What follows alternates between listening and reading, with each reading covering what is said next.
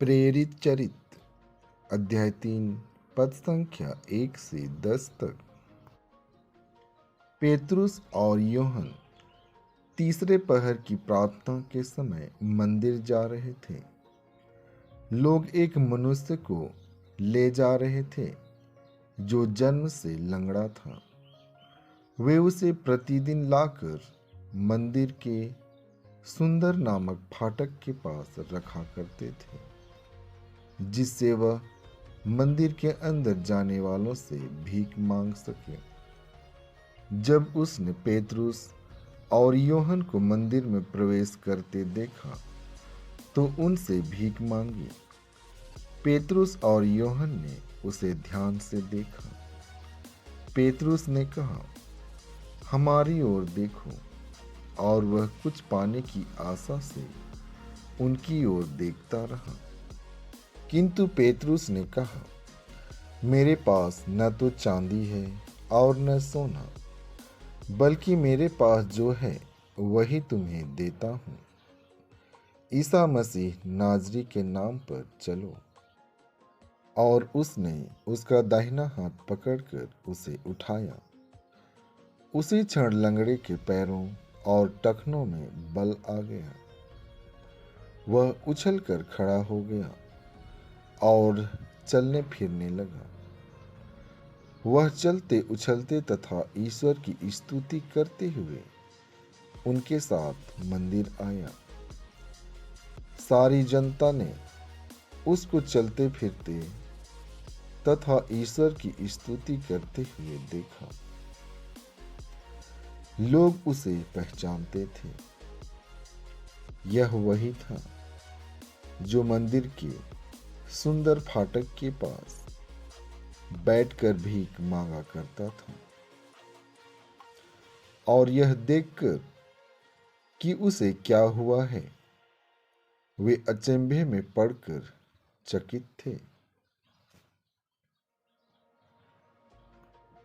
संत लूकस आज का पवित्र सुसमाचार अध्याय 24 पद संख्या 13 से 35 तक।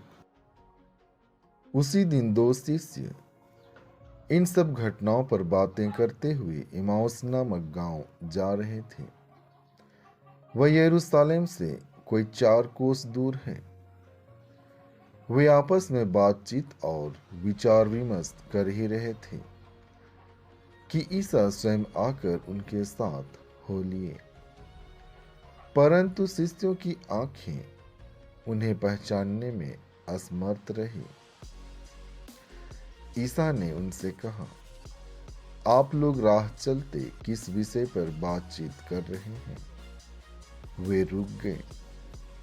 उनके मुख मलिन थे।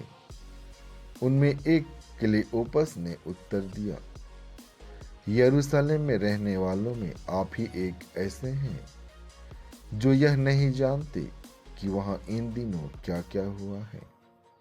ईसा ने उनसे कहा, क्या हुआ है? उन्होंने उत्तर दिया, बात ईसा नाजरी की है। वे ईश्वर और समस्त जनता की दृष्टि में कर्म और वचन के शक्तिशाली नबी थे। हमारे महायाजकों और शासकों ने उन्हें प्राणदंड दिलाया और क्रूस पर चढ़वाया। हम तो आशा करते थे कि वही इस्राएल का उद्धार करने वाले थे। यह आज से 3 दिन पहले की बात है। यह सच है कि हम में से कुछ स्त्रियों ने हमें बड़े अचंभे में डाल दिया है। वे बड़े सवेरे कब्र के पास गईं और उन्हें ईसा का शव नहीं मिला।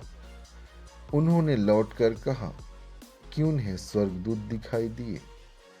उन्होंने यह बताया कि ईसा जीवित हैं। इस पर हमारे कुछ साथी कब्र के पास गए और उन्होंने सब कुछ वैसा ही पाया जैसा स्त्रियों ने कहा था, परंतु उन्होंने ईसा को नहीं देखा। तब ईसा ने उनसे कहा, निर्बुद्धियों, नबियों ने जो कुछ कहा है तुम उस पर विश्वास करने में कितने मंदमती हो। क्या यह आवश्यक नहीं था कि मसीह वह सब सहे और इस प्रकार अपनी महिमा में प्रवेश करें। तब ईसा ने मूसा से लेकर अन्य सब नबियों का हवाला देते हुए अपने विषय में जो कुछ धर्मग्रंथ में लिखा है वह सब उन्हें समझाया। इतने में वे उस गांव के पास पहुंच गए जहां वे जा रहे थे। लग रहा था जैसे ईसा आगे बढ़ना चाहते हैं। शिष्यों ने यह कहकर उनसे आग्रह किया, हमारे साथ रह जाइए, सांझ हो रही है और अब दिन ढल चुका है। और वह उनके साथ रहने भीतर गए। ईसा ने उनके साथ भोजन पर बैठकर रोटी ली, आशीष की प्रार्थना पढ़ी और उसे तोड़कर उन्हें दे दिया। इस पर शिष्यों की आंखें खुल गई और उन्होंने ईसा को पहचान लिया, किंतु ईसा उनकी दृष्टि से ओझल हो गए।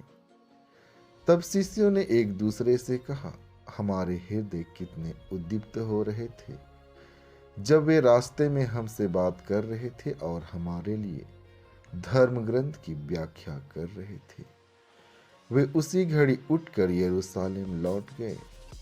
वहां उन्होंने 11 और उनके साथियों को एकत्र पाया, जो यह कह रहे थे, प्रभु सचमुच जी उठे हैं और सिमोन को दिखाई दिए हैं।